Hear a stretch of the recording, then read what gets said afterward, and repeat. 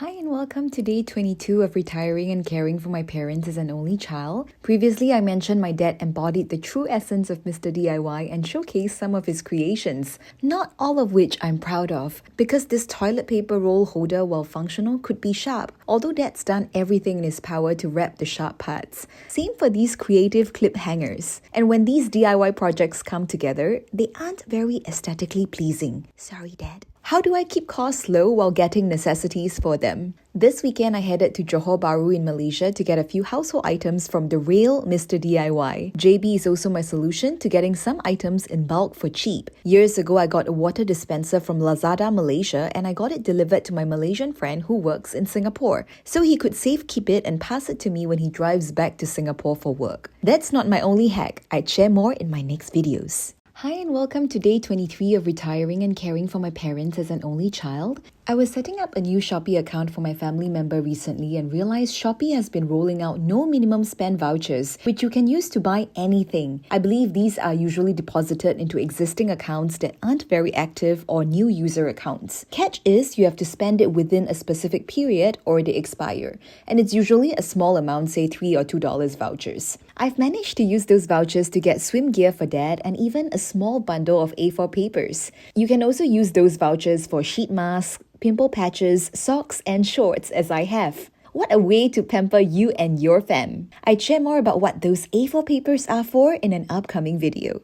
Hi and welcome to day 24 of retiring and caring for my parents as an only child. Years ago when I saw my mom getting smaller and smaller, I was concerned. And since Google wasn't helping, I took matters into my own hands. I brought her to the hospital to do stomach checks as she had irritable bowel syndrome. After a whole day of tests, they found nothing wrong. There's also this program in Singapore called Screen for Life, which is a subsidized health screening for Singapore citizens. It covers tests for diabetes, high blood pressure, high blood cholesterol, and obesity. Long story short, we did all the basic checks and still nothing, which was definitely good news. But due to mum's poor mental health, she couldn't do more detailed health checks as they put her in great discomfort and distress. So that's the least I could do. And today I asked my Chinese physician if it's common for older adults to slim down, and she said yes, as they're losing muscle mass with each passing year. It's worse if they are less or not active, which probably explains my mum's situation. I'd share more about my also skinny dad in the next video. Do your parents resist health screening? I hope not, because mine certainly belong to the more challenging group.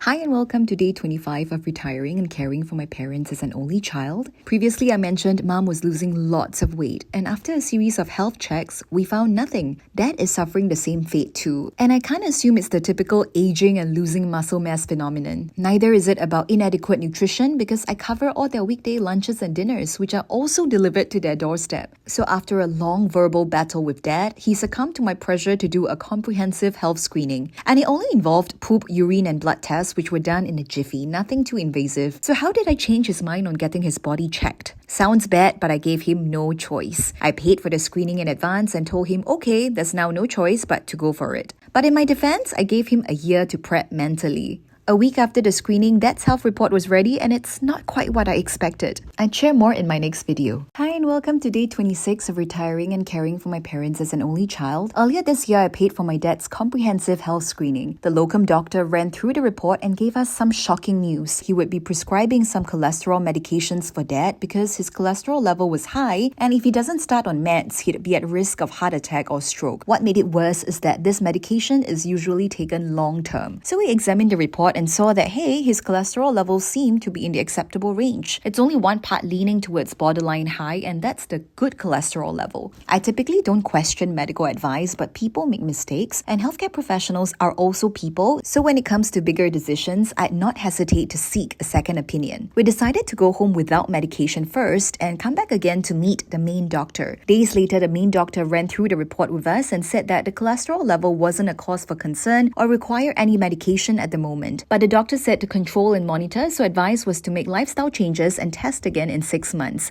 Hi and welcome to day 27 of retiring and caring for my parents as an only child. On the inactive scale, 1 being most inactive and 10 being most active, my mom is a 1 and dad is a 5. Mom is home 24/7, doesn't go out to walk or do anything, but she does a few stretches and simple movements to help with her frozen shoulder from time to time. As for dad, he counts housework as exercise and only goes out when he's called for work. But as you guys know, my dad needs to monitor his cholesterol levels with some lifestyle changes, the usual diet and exercise.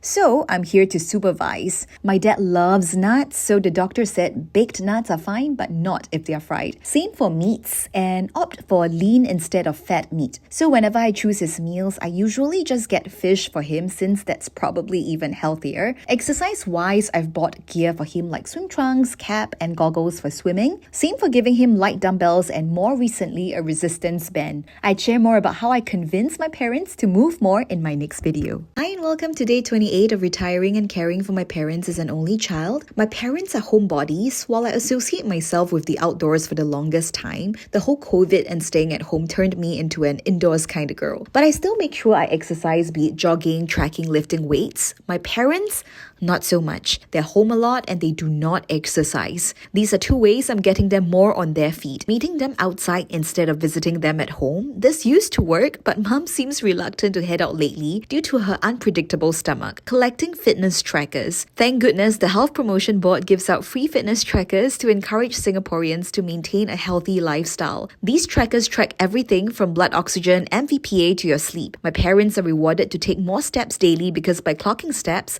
they get points which they can exchange for vouchers. Overall, I've learned that with older adults, it's really about patience and gentleness, plus a lot of encouragement. I'd share more tips in my next video.